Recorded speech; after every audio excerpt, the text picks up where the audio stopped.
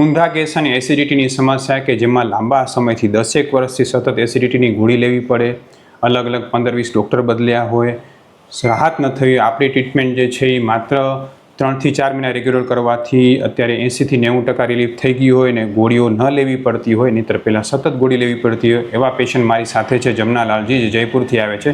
नमस्कार जमनालाल जी। नमस्कार जी सर। जमनालाल जी, आप कहाँ से हो? मैं जयपुर से हूँ। जयपुर से हैं? प्रॉपर जयपुर से हूँ। आपको क्या क्या शिकायत थी? मेरे को एसिडिटी की शिकायत थी। तो जो क्या क्या होता था उसमें आपको? उसमें मेरे को एसिडिटी बनती थी, नाक में से पानी आता था, नाक में से पानी आ जाता था। कुछ भी खाता था, जैसे दाल खाई या कोई भी सब्जी खाई या कोई समोसा कचौरी खा लिया, तो मेरे नाक में रात को सो नहीं पाता था, उल्टियाँ करनी पड़ती थी मुझे। एसिड हो जाता था?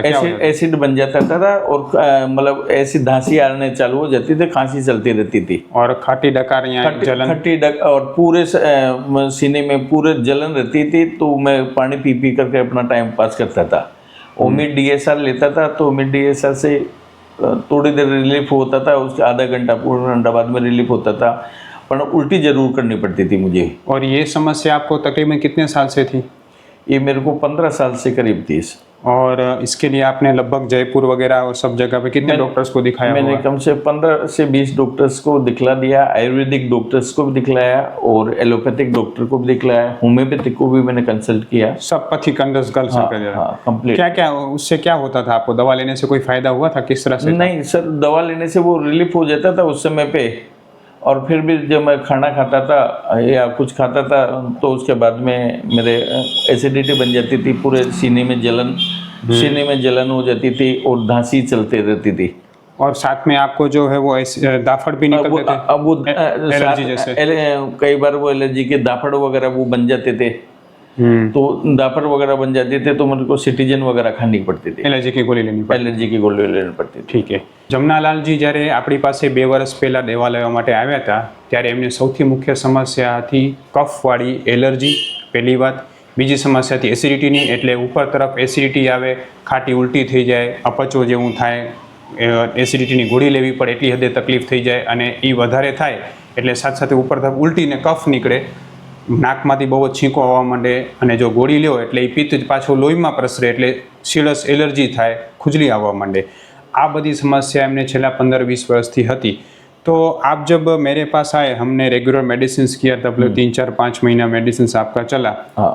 कितना % रिलीफ अभी आपको लगा? करीबन 70 से 80% के आसपास मेरे को रिलीफ है। अभी आपको वो एलर्जी की गोलियां खानी पड़ती है? नहीं, एलर्जी की गोली नहीं खानी पड़ती मुझे। एलर्जी में 100% रिलीफ हो गया? एलर्जी में मेरे को 100% रिलीफ। और एसिडिटी में कितना रिलीफ हुआ? मेरे को ओमेज वगैरह कुछ नहीं लेने पड़ते। तो पहले आपको इसमें कितना ज़्यादा शिकायत रहता था? पहले तो मेरे को एक सवेरे DSR, ओमेड DSR या पेंडी लेनी पड़ती थी, एक शाम को लेनी पड़ती थी। यानी 2 बार लेना ही पड़ता था मिनिमम? हाँ, लेना ही पड़ता था। ठीक है। और नहीं लेते तो क्या क्या हो जाता था आपको? नहीं लेते तो सर मेरे नाक से पानी आता था और उल्टी होती थी और धांसी चलती रहेगी, खांसी चलती रहेगी।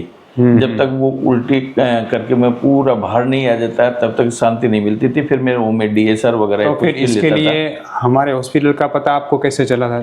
मैं अपने कांडला सेज में हमारे आया था, मैं हमारे काम से हैं वहाँ, हमारे किसी उन्होंने मेरे को बताया किसी जानकार ने कि एक बार आप वहाँ कंसल्ट करके आओ। तो फिर मैं आपके यहाँ आया और दिखाया। और आपको कितनी संतुष्टि रही रिजल्ट में? मेरे को 80% रिलीफ है। और जमनालाल जी, आप जैसे बहुत सारे पेशेंट हैं कि जिनको बार बार एसिडिटी हो जाती होगी या बार बार एलर्जी हो जाती होगी, तो उनको आप हमारे हॉस्पिटल के बारे में, हमारी ओवरऑल ट्रीटमेंट के बारे में क्या बताना चाहोगे? मैं कंप्लीट उनको बोलता था कि आप आयुर्वेदिक का लेओगे, आप कंटिन्यू 5-6 महीने 7 महीने आप कंप्लीट लेओगे तो आपका ये मतलब एलर्जी है या एसिडिटी है, ये 100% आपका यहाँ पे क्योर होगी। ठीक है।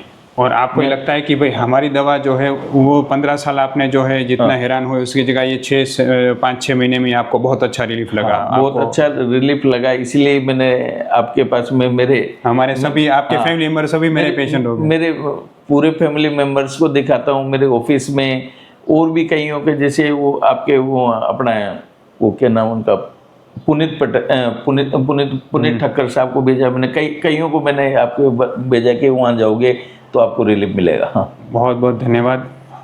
હું તમને ખાસ એ કહેવા માગું છું કે એસિડિટીની સમસ્યા જે છે ને એમાં મેઇન હોય છે પાચન શક્તિ ખરાબ થવી. જ્યારે આપણે પાચન શક્તિ ખરાબ હોય ને આપણે સતત દવાઓ લઈને એને દબાવ્યા રાખીએ એટલે એ એસિડ જે છે લોહીમાં પ્રસરીને પછી એલર્જી ને કફની સમસ્યા પણ કરે. એટલે સૌથી ઇમ્પોર્ટન્ટ વસ્તુ છે પાચન સુધારીને એસિડિટીને મટાડવી, એ સૌથી અગત્યની વસ્તુ છે.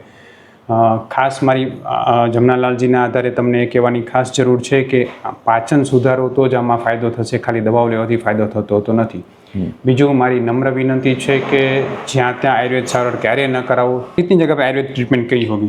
आयुर्वेद में जयपुर करीब करीब जितने भी हॉस्पिटल है की तो वहाँ पे इतना रिलीफ नहीं मिला? नहीं, कुछ रिलीफ देखो वहाँ पे कोई रिलीफ नहीं मिला सर मेरे को. वहाँ पे कोई रिलीफ नहीं मिला. मैंने आयुर्वेदिक मतलब प्राइवेट भी दिखाया. मांगू છું કે જ્યાં ત્યાં આયુર્વેદ સારવાર ક્યારે ન કરાવી. કોઈ પણ જગ્યાએ તમે આયુર્વેદ સારવાર કરાવો છો તો 3 વસ્તુ ખાસ જુઓ. સૌથી પહેલું એ જુઓ કે એમની પાસે BMS કે MDની આયુર્વેદની ડિગ્રી છે કે નહીં. બીજા નંબરે એ જુઓ કે તમારા જેવા રોગ મટાડવાનો એની પાસે અનુભવ, વિડીયો કે રિવ્યૂઝ છે કે નહીં. ત્રીજા નંબરે એ જુઓ કે તમને ગરમ ન પડે એવી આયુર્વેદ સારવાર કરી શકતા હોવા જોઈએ અને તમને નબળાઈ ના આવે એવી પંચકર્મ સારવાર કરી શકતા હોવા જોઈએ. મારી પાસે ઘણા બધા દર્દીઓ આવે છે કે કહે છે કે ફલાણી જગ્યાએ ટ્રીટમેન્ટ કરીને અમને ગરમ પડી અથવા તો આયુર્વેદ સારવાર ગરમ પડી અથવા તો અમને પંચકર્મથી નબળાઈ આવી ગઈ.